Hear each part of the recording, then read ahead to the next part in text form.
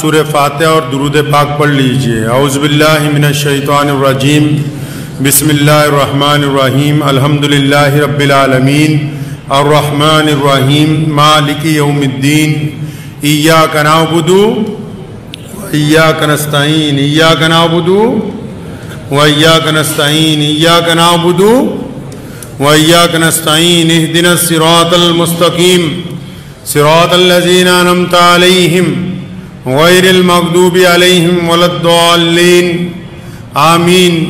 اللہم صلی علی محمد وعلی آل محمد کما صلیت علی ابراہیم وعلی آل ابراہیم انکا حمید مجید۔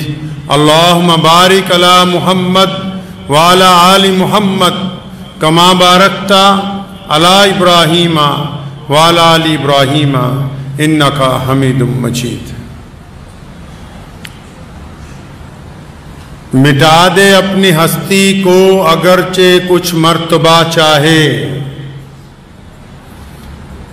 مٹا دے اپنی ہستی کو اگرچہ کچھ مرتبہ چاہے، کہ دانہ خاک میں مل کر گلے گلزار ہوتا ہے۔ اللہ کے پیارے نبی حضرت محمد رسول اللہ صلی اللہ تعالیٰ علیہ وسلم کی ذات گرامی، نبی علیہ السلام کی سیرت پاک کا ایک اعلیٰ ترین پہلو جو ہے وہ حلم ہے، جس کو بردباری کہتے ہیں، جس میں تحمل کو شامل کیا جاتا ہے، جو صبر کے ساتھ مزاج کے اندر پیدا کیا جاتا ہے۔ نبی علیہ السلام نے اپنی پاک حیات جو ظاہری طور پر انسانوں کے سامنے نظر آتی ہے، اس میں حلم کا بہت استعمال کیا، صبر کا بڑا استعمال کیا، بردباری کا بہت استعمال کیا۔ اللہ کے پیارے نبی حضرت محمد رسول اللہ صلی اللہ تعالیٰ علیہ وسلم نے رہنمائی فرمائی انسانوں کی، اور یہ طے کیا کہ جب آپ کے پاس طاقت ہو، قوت ہو، استقامت ہو، علم ہو، دولت ہو، تو رویہ کیسا ہونا چاہیے، اور اگر آپ کمزور ہوں، پریشان حال ہوں، دکھی ہوں، محتاج ہوں، اس وقت رویہ کیسا ہونا چاہیے۔ جو نبی ہوتے ہیں اللہ کے، اور پیارے نبی صلی اللہ علیہ وسلم کی یہ شان ہے، جب نبی مکی زندگی میں تھے تو بڑی صبر سے کام لیا، اور جب مدنی زندگی میں آ گئے، مکی زندگی میں یعنی جب حکومت میں دخل نہیں تھا، اقتدار ان کے پاس نہیں تھا، جب غلبہ مشرکین کا تھا، جب تشدد کا دور تھا، تو بڑے صبر سے کام لیا، اور جب مدنی زندگی میں پہنچے، جب اللہ نے اقتدار بھی عطا کر دیا، عدالت بھی عطا ہو گئی، میدان بھی فتح کر لیا، حکومتیں لامحدود زمینوں تک پہنچ گئی، مکہ بھی زیر نگین آ گیا، تو جب مکے میں تھے پریشانی کی حالت میں تو صبر سے کام لیا، اور جب اللہ نے طاقت سے نواز دیا تو پھر رحمت سے کام لیا۔ یعنی جو نبی ہوتا ہے وہ دونوں صورتوں میں اللہ کی مخلوق کے لیے رحمت والا ہی ہوتا ہے۔ اللہ کے نبی صلی اللہ علیہ وسلم کے یہاں اصول تھا کہ اگر کوئی مہمان آ جاتا تو اس کو خالی نہیں لوٹاتے تھے، کھانا کھلا کے، اگر اس کی کوئی ضرورت ہوتی کپڑوں کی، کرائے کی، سامان کی، پوری کرتے تھے۔ تو اس کام کے لیے نا اکثر ادھار لینا پڑ جاتا تھا۔ سیدنا بلال رضی اللہ تعالیٰ عنہ حضور صلی اللہ علیہ وسلم کے سیکٹری ہیں، پیارے نبی صلی اللہ علیہ وسلم کے پرسنل اسسٹنٹ کہیے، تو ان کی ڈیوٹی تھی کہ جب کوئی مہمان آ جائے تو سامان لانا ہے، اور یہ پوچھنے نہیں جانا کہ نبی علیہ الصلوۃ والسلام سے کہاں سے لاؤں، کس دکان سے لاؤں، نہیں، بس مہمان آ گئے، جاؤ بازار، اب ادھار چاہیے تو ادھار لے آؤ، لیکن مہمان بھوکا نہیں رہنا چاہیے۔ تو وہاں ایک یہودی تھا مدینہ میں، تو ایک دن حضرت بلال رضی اللہ تعالیٰ عنہ کو ملا، کہنے لگا بلال آپ یار جگہ جگہ سے قرض لیتے ہو، میرے پاس بھی بہت پیسے پڑے ہوتے ہیں، کبھی مجھ سے بھی قرض لے لیا کرو، تو مجھے پتا ہے کہ تم وقت پہ لوٹا دیتے ہو، تو میں چاہتا ہوں کہ میرا پیسہ بھی کام میں لگ جائے۔ تو حضرت بلال رضی اللہ تعالیٰ عنہ نے کہا ٹھیک ہے تم سے بھی لے لیں گے کبھی ضرورت ہوئی تو ایک وقت آیا کہ ان سے بھی کچھ قرض لے لیا 1 مہینے کی مہلت کے اوپر۔ اب وہ 1 مہینہ مکمل نہیں ابھی گزرا، 3-4 دن باقی تھے، تو اس یہودی نے کیا کیا کہ 3-4 دن جب باقی تھے تو ایک چوراہے پہ رہا جہاں سے نبی علیہ الصلوۃ والسلام گزرتے تھے، اور جب اللہ کے نبی صلی اللہ علیہ وسلم آئے، سیدنا عمر فاروق رضی اللہ تعالیٰ عنہ ساتھ میں ہیں، سیدنا بلال بھی ساتھ میں ہیں، تو بیچ چوراہے کے اپنے قرض کا تقاضا کرنے لگا، بیچ چوراہے کے۔ ایک تو ہوتا ہے نا کہ کوئی بڑا آدمی ہو، اس پہ کوئی تھوڑی سی انگلی اٹھا دے تو اس کے چاہنے والوں کو پریشانی ہو جاتی ہے، چاروں طرف کوہرام مچ جاتا ہے، اور یہ تقاضا کس سے کر رہا ہے؟ نعوذ باللہ بےہودگی کس سے کر رہا ہے؟ نازیبا الفاظ کن کے سامنے بول رہا ہے؟ جو اللہ کے بعد کائنات میں صرف وہی ہیں، خدا کے بعد زمین پر پوری کائنات میں اگر کوئی اللہ کا سب سے محبوب بندہ ہے، کوئی اللہ تبارک و تعالیٰ کا نائب اگر کسی کو کہہ سکتے ہیں، اللہ نے جن کے سر پہ ختم نبوت کا تاج رکھا ہے، جو رسولوں میں بھی سب سے اعلیٰ، جو انبیاء میں بھی سب سے اعلیٰ، تو پیارے نبی علیہ الصلوۃ والسلام کے سامنے چوراہے میں یہودی کھڑا اور بدتمیزی کر رہا ہے۔ سیدنا عمر رضی اللہ تعالیٰ عنہ کو غصہ آیا، تلوار نکالنے لگے، فرمایا میں اس کی گردن نہ مار دوں کہ یہ بدتمیزی کر رہا ہے؟ تو نبی علیہ السلام نے روکا، فرمایا عمر کیا بات ہو گئی؟ تمہیں تو الٹا یہ کہنا چاہیے کہ ہم بھائی تیرا قرض ادا کر دیں گے، اس کو کہنا چاہیے کہ تھوڑا صبر رکھ، اور بلال کو کہتے ہیں کہ بھائی اس کا جلدی قرض ادا کرو۔ سیدنا بلال رضی اللہ تعالیٰ عنہ پاس میں موجود تھے، پوچھا کب تک کی مہلت ہے؟ فرمایا یا رسول اللہ ابھی تو 3-4 دن باقی ہیں، یہ زیادتی کر رہا ہے۔ فرمایا کوئی بات نہیں، اس سے قرض لیا ہے نا، اس کو واپس کریں گے۔ اب کیونکہ اس نے تقاضا کیا اور اس نے ایسی بری بات کہی، کہنے والا خود کہتا ہے جتنی بری میں کہہ سکتا تھا اتنی میں نے کہہ دی، اس سے آگے کہتا میری ہمت نہیں تھی، جتنی بری کہہ سکتا تھا میں نے کہہ دی۔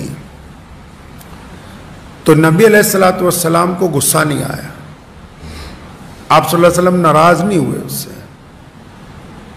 آپ صلی اللہ علیہ وسلم نے سیدنا عمر فاروق رضی اللہ تعالیٰ عنہ کی ڈیوٹی لگائی کہ اچھا تو ناراض ہو رہا ہے، اس سے اب تیری ذمہ داری ہے، فوراً اس کو لے جا، اس کے قرض کا ادا کر دو اور اس کو کچھ فالتو بھی دینا۔ تو سیدنا عمر رضی اللہ تعالیٰ عنہ اس کو لے گئے، اس کو جا کے اس کے قرض کے مطابق کھجوریں بھی دے دیں اور کچھ فالتو بھی دیں۔ حضرت عمر رضی اللہ عنہ نے پوچھا یا رسول اللہ فالتو کیوں؟ فرمایا تم نے اس کو ڈانٹا ہے نا، اس کو ڈانٹا نہیں۔ اب عمر رضی اللہ تعالیٰ عنہ جلالی طبیعت کے شخص تھے، قرض تو دے دیا، فالتو کھجوریں بھی دے دیں، لیکن چہرے پہ ناراضگی کے آثار تھے، کیونکہ اس بندے نے ناحق بات کہی تھی۔ تو جب سب کچھ دے دیا تو اس بندے نے کہا کہ عمر تم مجھے پہچانتے ہو؟ فرمایا میں نے تجھے پہچاننے سے کیا لینا ہے، تیرا حساب ہو گیا، چل نکل اب یہاں سے، ہم نے تجھے پہچان کے کیا کرنا ہے؟ تو فرمانے وہ کہنے لگا نہیں تم مجھے پہچانتے نہیں۔ حضرت عمر نے کہا میں نہیں تجھے پہچانتا اور نہ ہی پہچاننے کی ضرورت ہے، تجھے تیرا قرض کا مال دے دیا، اب چلا جا یہاں سے۔ کہنے لگا نہیں مجھے دیکھو، میں یہودیوں میں سے توریت کا سب سے بڑا عالم ہوں،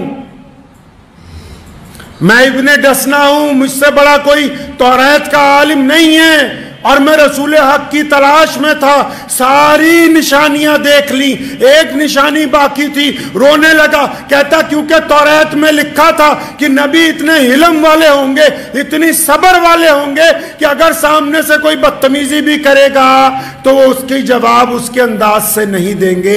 کہتا بس وہ والی بات چیک کرنے کے لیے یہ چوراہے والا میں نے قصہ گھڑا ہے، اب تو مجھے لے چل محمد رسول اللہ کے قدموں میں تاکہ میں رسول اللہ صلی اللہ علیہ وسلم کی غلامی کو اختیار کر لوں۔ بہت سارے لوگ بڑا بننا چاہتے ہیں، سب کی خواہش ہے، اور ماشاءاللہ جب سے 10-15 سال سے سوشل میڈیا شروع ہوا، یہ خواہش نے تو سمجھیے ساری حدود ہی توڑ دی۔ کوئی چوراہوں میں اپنی تصویر لگا کے، کوئی واٹس ایپ پہ اپنی تصویر لگا کے، کوئی کسی کو 10 کلو آٹے کی تھیلی پکڑا کے، کوئی کسی غریب لڑکی کی شادی کروا کے سوچتا ہے کہ میں بڑا بن جاؤں۔ بڑا بننے کے لیے نبی علیہ السلام نے جو طریقے بتائے ہیں اس میں حلم کا ہونا سب سے زیادہ ضروری، بردباری کا ہونا، سمجھداری کا ہونا۔ بدتمیزی کی جواب میں اگر بدتمیزی کی تو پھر کیا بات ہے، گالی کی جواب میں اگر گالی دے رہے ہیں تو کوئی کمال نہیں کر رہے آپ۔ اگر اپنوں کی بے عزتی کر کے آپ سوچتے ہیں کہ ہم 2 قدم آگے چلے جائیں گے تو یہ آپ سب سے بڑے بیوقوف ہیں۔ آپ کسی کو تانا دے کے 4 لوگوں میں کسی کی بے عزتی کر کے سمجھتے ہیں کہ نہیں بس میری بڑی عزت ہو رہی، عزت نہیں ہو رہی۔ اللہ تعالیٰ نے تو کہا قرآن پاک میں بڑے صاف لفظوں میں، ان اللہ مع الصابرین، کہ بے شک اللہ تعالیٰ صبر کرنے والوں کے ساتھ ہے۔ صبر کون کرتے ہیں بھائی؟ صبر وہ کہ جن کی زبان پہ پھر کوئی بات آتی نہیں ہے، اللہ ساتھ ان کے ہیں۔ متعدد مفسرین نے اس آیت کی تفسیر کے اندر جا کے لکھا ہے کہ اس کے مکمل صبر کی بات یہ ہے کہ جو بندہ سامنے والے کی تانا زنی پر، سامنے والے کے جھوٹے الزامات پر، سامنے والے کے تشدد پر چپ ہو جائے، بالکل صبر کر لے، پھر اللہ کہتے ہیں کہ اب میں تیرے ساتھ ہوں، تیری طرف سے اب میں بدلہ لوں گا اس سے۔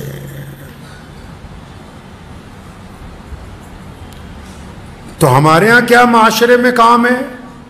ہم سمجھتے ہیں کہ اپنے کسی بھائی کی بے عزتی کر کے ہم تو کامیاب ہو جائیں گے۔ اکثر ایک مقولہ بہت مشہور ہو گیا ہمارے ہاں، بہت سارے لوگ ہر ایک معاشرے میں، یہ صرف میں مسلمانوں کی بات نہیں کر رہا، ہر ایک معاشرے میں ایسے 2-4 لوگ آپ کو مل جائیں گے جو ایک ڈائیلاگ ماریں گے۔ کیا ماریں گے جی؟ ہم تو منہ پہ کہہ دیتے ہیں، میں تو جو کچھ کہنا اگلے دے منہ تے ہی کہہ دینا۔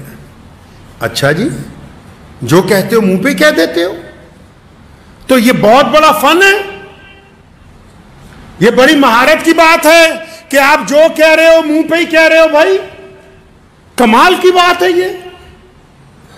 یہ جو بندہ یہ لفظ کہتا ہے نا، کون سا لفظ کہ جی میں تو منہ پر ہی کہہ دیتا ہوں، اگر وہ بادشاہ کے منہ پر کہتا ہے تو پھر یہ سچ کہہ رہا ہے۔ اگر یہ اپنے بھائی کی بے عزتی کرتا ہے، اگر یہ اپنے پڑوسی کی بے عزتی کرتا ہے، اگر یہ اپنے دوست کی بے عزتی کرتا ہے، اگر یہ غریب کی بے عزتی کرتا ہے، اگر یہ مانگنے والے کی بے عزتی کرتا ہے، تو اس سے بڑا بے ایمان کوئی دوسرا ہے نہیں،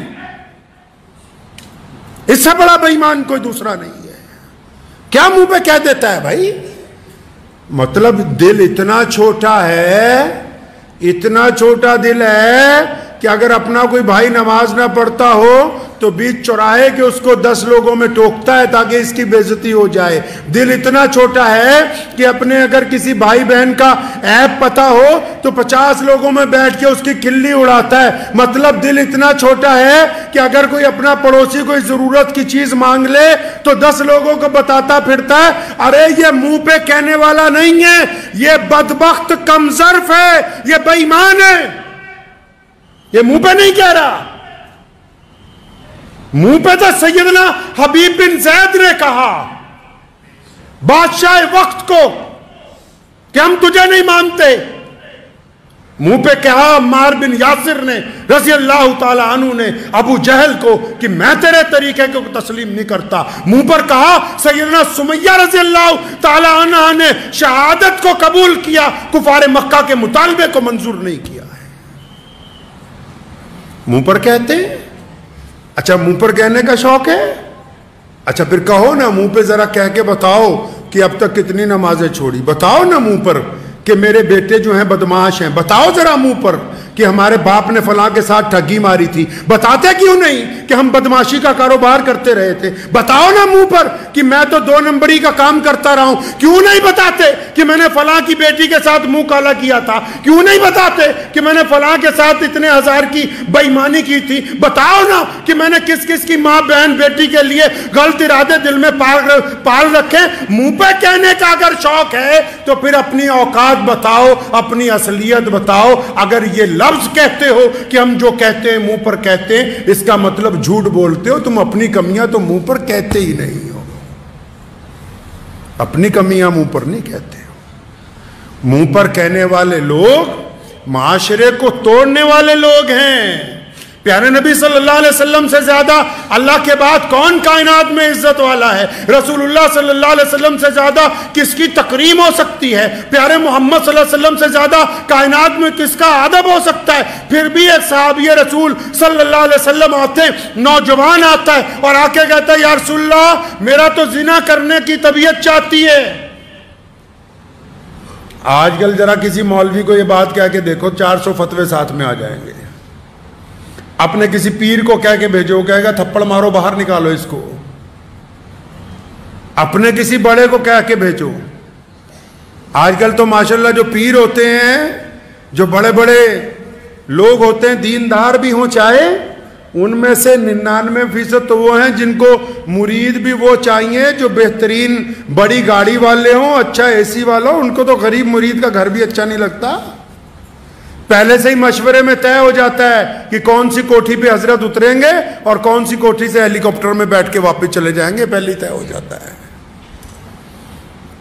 یہ محمد الرسول اللہ صلی اللہ علیہ وسلم کی سنت کو کہاں پہنچ سکتے ہیں؟ پیارے نبی حضرت محمد الرسول اللہ صلی اللہ تعالی علیہ وسلم کیا چاہتے ہیں؟ آپ نبی علیہ الصلوۃ والسلام نے کیا طریقہ طے کیا ہے؟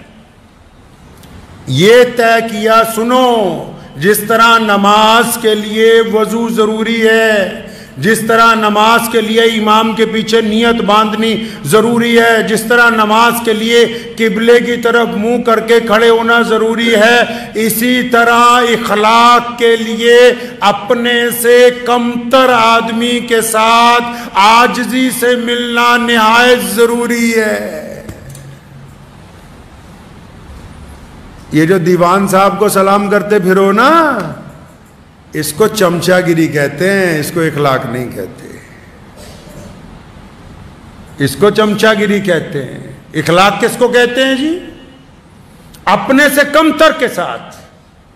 بیوی آپ کی آپ سے کمزور ہے, آپ سارا غصہ اسی پہ نکالنا چاہتے ہیں. آپ کے بیٹا بیٹی آپ سے کمزور ہیں, آپ سارا غصہ انہی پہ اتارنا چاہتے ہیں. آپ کا بھائی آپ سے کمزور ہے, آپ ساری عزاداری اسی پر چاہتے ہیں. آپ کا پڑوسی آپ سے ڈرتا ہے, آپ ساری گنڈا گردی اسی پہ کرنا چاہتے ہیں. آپ کے محلے والے آپ سے خوفزدہ ہیں, آپ سب کچھ انہی کے ساتھ کرنا چاہتے ہیں. ارے جو اپنے سے کمتر لوگوں کے ساتھ محبت کرنا نہیں جانتے, انہوں نے ابھی محمد رسول اللہ صلی اللہ علیہ وسلم کی سیرت کو پڑھا ہی نہیں. اعلیٰ ترین لوگوں کی چمچا گیری کرنے سے بہتر ہے اپنے ساتھ والوں کے ساتھ حسن سلوک کو قائم کیا جائے. اللہ نے عزتوں کا جو سرمایہ رکھا ہے وہ عزتیں بانٹنے میں رکھا ہے. دولت لگاؤ بازار میں, دولت بڑھتی ہے. آپ زمینیں خریدیں, زمینیں بڑھتی چلی جائیں گی. علم حاصل کریں, علم بڑھتا جائے گا. اپنے جسم پہ محنت کریں, جسم میں خوبصورتی آتی چلی جائے گی.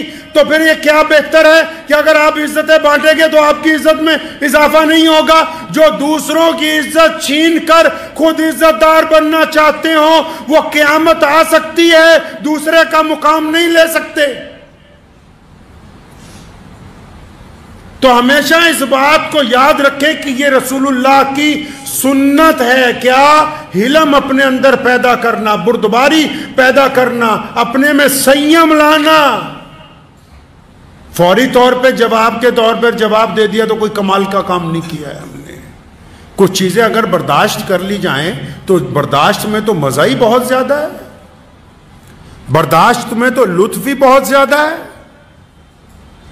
بانٹ کے کھانے میں تو لطف ہی بہت بڑھ جاتا ہے. اگر آپ برداشت کرنا سیکھ جائیں گے تو اللہ تبارک و تعالیٰ آپ کے لیے رزق کے دروازے، عزت کے دروازے کھول دیں گے.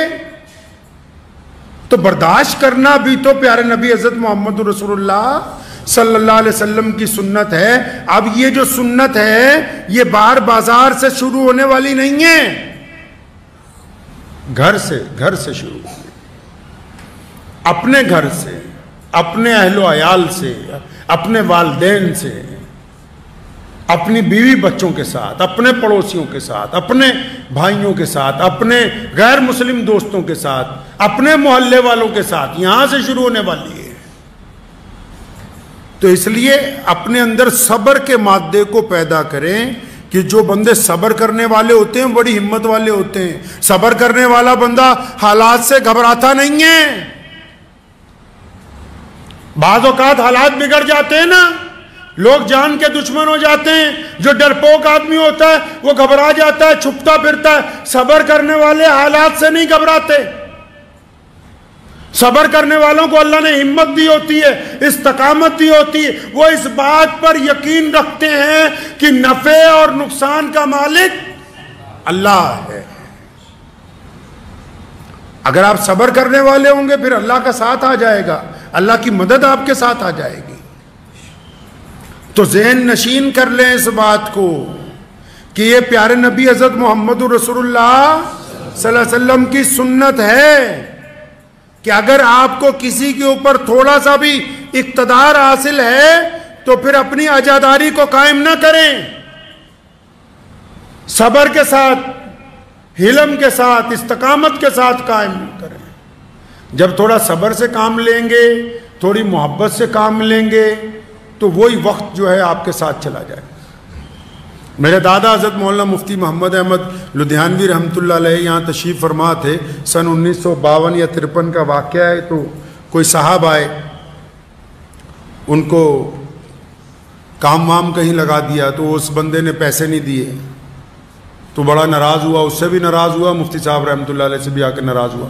ناراضگی میں 3-4 تلخ باتیں کہیں تو حضرت ہنستے رہے. تو خادم کو بلایا کہ لے آؤ اسے شربت پلاؤ.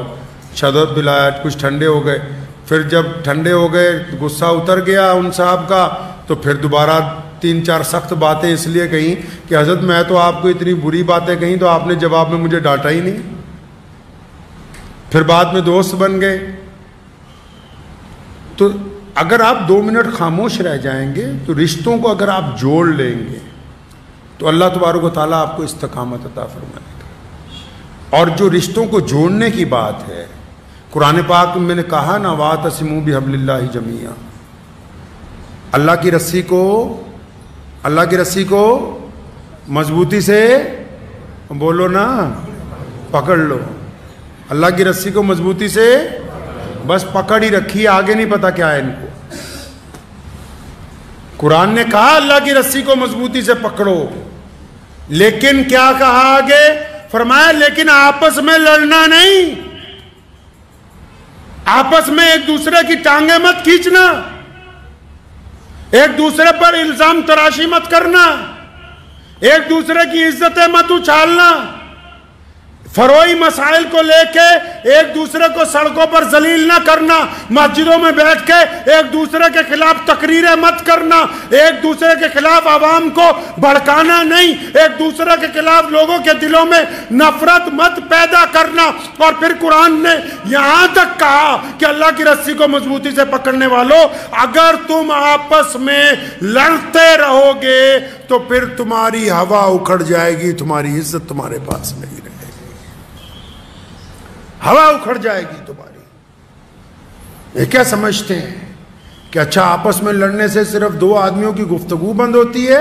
ارے میاں دو بندوں کی گفتگو نہیں بند ہوتی، دو خاندانوں کے تعلقات ٹوٹ جاتے ہیں، دو پڑوسیوں کی سلام دعا بند ہو جاتی ہے، دو کاروباریوں کا آپس میں لین دین ختم ہو جاتا ہے، دو سیاسی لوگوں کا آپس میں ربط ٹوٹ جاتا ہے، سماجی طور پر برباد ہو جاتے ہو، معاشی طور پر برباد ہو جاتے ہو، اور حکومت میں جو حصہ داری ملنی ہے وہ بھی تمہارے ہاتھ سے نکل جاتی ہے۔ آپ نے کیا سمجھا کہ تفرقہ اور نا اتفاقی صرف اتنی سی ہے کہ دو لوگوں میں سلام دعا نہیں؟ یہ نا اتفاقی جو گھر سے چلتی ہے یہ پارلیمنٹ تک جاتی ہے، جہاں تمہارے کسی نمائندے نے بیٹھ کے تمہارے لیے بات کرنی تھی، تم نے تو آپس میں لڑ کے اس کو وہاں پہنچنے ہی نہیں دیا ہے۔ دین کو سمجھیں۔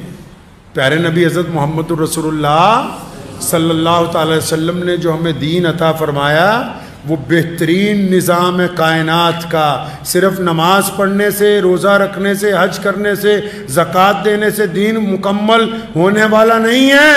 امر بالمعروف کے ساتھ نہی عن المنکر کے اوپر چلنا پڑے گا۔ یہ کہنا ہوگا کہ حق حق ہے، ظلم ظلم ہے۔ یہ کہنا پڑے گا کہ ہم آپس میں بھائی بھائی ہیں۔ نفاق کو نکالنا ہوگا۔ جن کی نمازیں ان کو آپس میں دشمنیوں سے نہیں روکتی، جس کی نماز اس کو حرام کھانے سے نہیں روکتی، جس کی نماز اس کے بھائی کی غیبت سے نہیں روکتی، جس کی نماز اس کو اپنی بیوی پر ظلم کرنے سے نہیں روکتی، جس کی نماز اس کے پڑوسی سے محبت نہیں سکھاتی، جس کی نماز غریب کے منہ میں لقمہ دینے کا درس نہیں دیتی، جس کی نماز راستے میں چلتے ہوئے پتھر کو ہٹانے کا سبق نہیں پڑھاتی، تو یہ نالائق صرف فرض ادا کر رہا ہے، اس کی نماز ادا ہو ہی نہیں رہی ہے۔ کیونکہ نماز کی ادائیگی کا مطلب ہی صرف یہ ہے، نماز کا مطلب ہی یہی ہے کہ اللہ چاہتے ہیں کہ میرے نماز پڑھنے والے بندے اچھے بن جائیں، اور جس کی نماز نے انہیں اچھا ہی نہ بنایا تو اس کا مطلب ہم اپنی منزل تک نہیں پہنچ رہے۔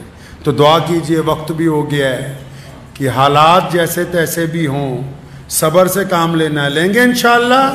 ہاں، جو لوگ صبر اور استقامت کو چھوڑتے ہیں وہ تھوڑے سے لالچ میں آ جاتے ہیں، گھبرا جاتے ہیں۔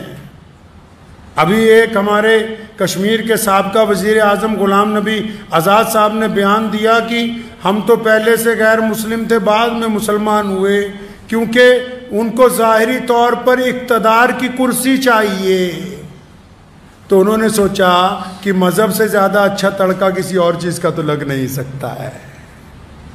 تو میں سرکار کو یہ اپیل کروں گا کہ جو اپنوں کا نہ ہوا وہ آپ کا کہاں ہونے والا ہے، جو اپنوں کا نہ ہوا وہ آپ کا کہاں ہونے والا ہے۔ جو گرگٹ کی طرح رنگ بدلتے ہوں ان کو اسلام نے بھی کہا کہ یہ منافق ہیں، ان کو دنیا کے دستور نے بھی کہا۔ کسی بھی دیش میں چلے جائیے، سیاسی طور پر رائے کا اختلاف رکھنے والے لوگ قابل قبول ہوتے ہیں، لیکن اگر کوئی اپنے دیش سے اختلاف رکھتا وہ بندہ قابل قبول نہیں ہوتا۔ تو اس لیے ہمیشہ یاد رکھیں، حالات جیسے بھی آ جائیں، اسلام کا دامن محمد رسول اللہ صلی اللہ علیہ وسلم کے راستے کو اپنی جان سے عزیز رکھتے رہیے۔ دعا کیجئے اللہ اس کے اوپر عمل کی توفیق عطا فرمائے۔ وآخر دعوانا ان الحمدللہ رب العالمین۔